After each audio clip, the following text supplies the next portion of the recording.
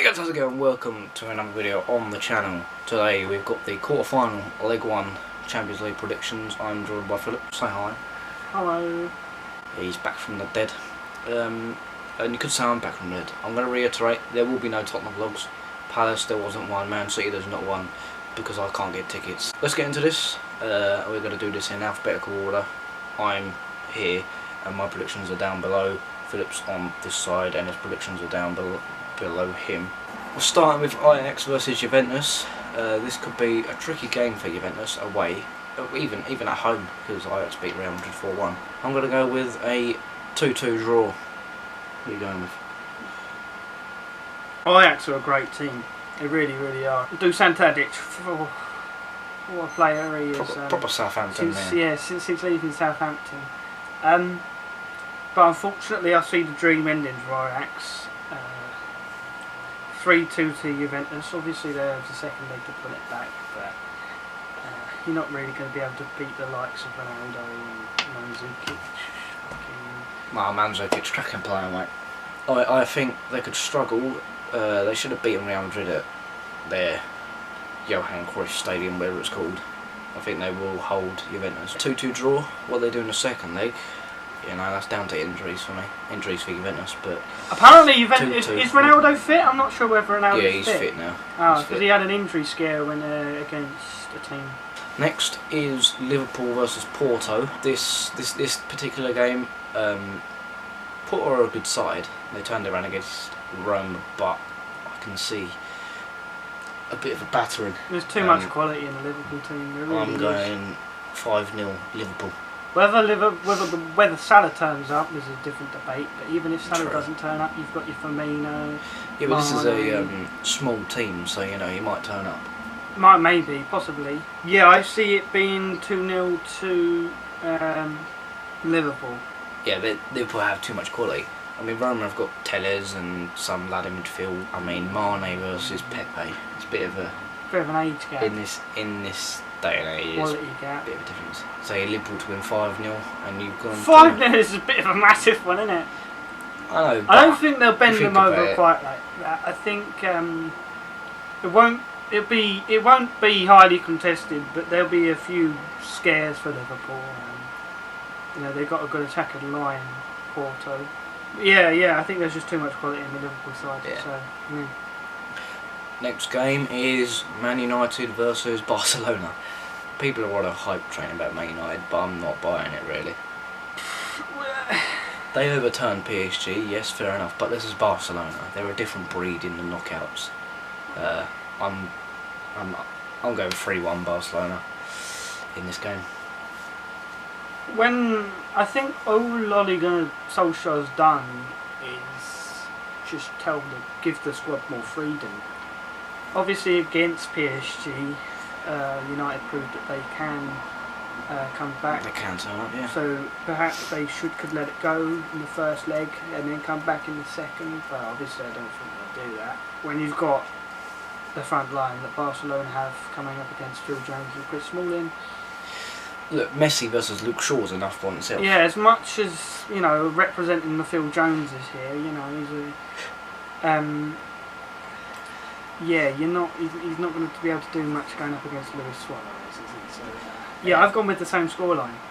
3-1 Barcelona. Yeah.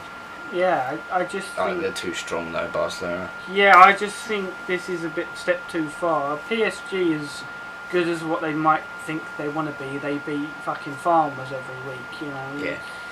Their league isn't as competitive as the Spanish league, where you've got Atletico and Real. You know, the league itself may be a bit destructured, but those three are enough to give each other, you know, boosting of qualities above PSG. And the last game is Tottenham versus Man City. I'll let you go first in this one, go on. No, I don't. My brain goes two ways, it really does. And I say this to Aaron pretty much every week because he gives me a list of scores. There's always a Tottenham one in there, and I always go against Tottenham, and he always tells me that I'm a bet-in because I always go against Tottenham. But there's two sides of Tottenham that you must have to agree this as well. There's the world-class Tottenham, that will beat any team on any given then day. there's The the Real one that Madrid's to loses to Barcelona's and fucking things like that. And then there's the team that loses to Southampton. There's the team that fucking loses to Burnley or them. Yeah.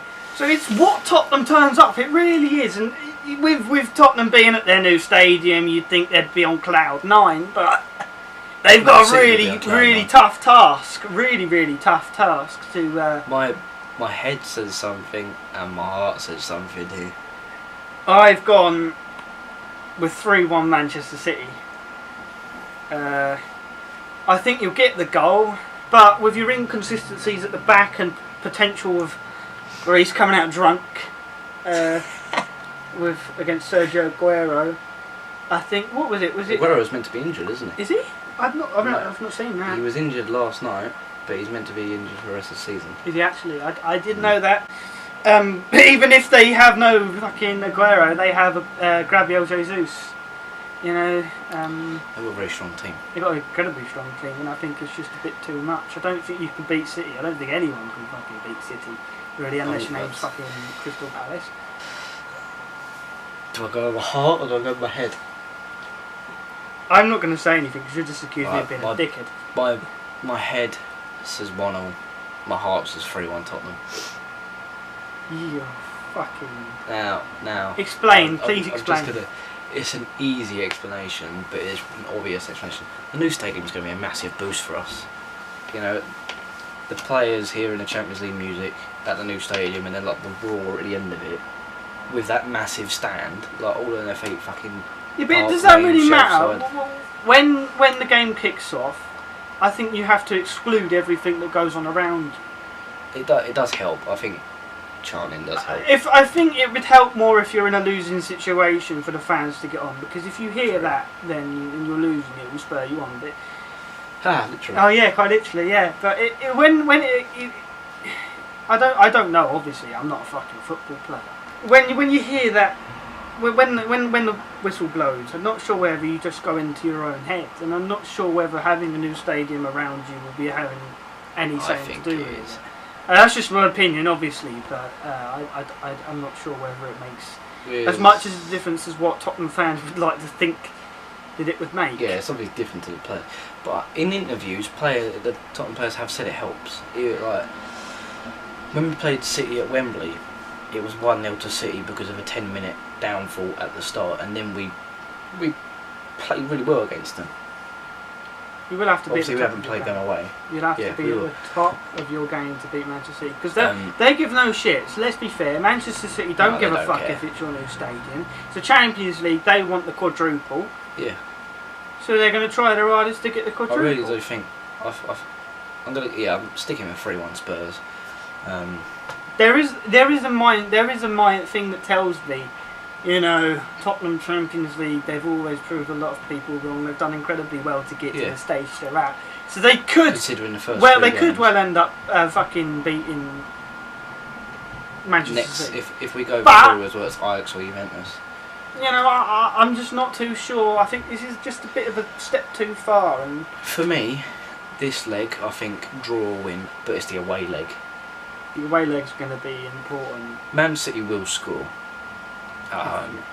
We need to score away if it's 3-1 or if it's 2-0. If it's 3-1 or 4-2, then we need to score away.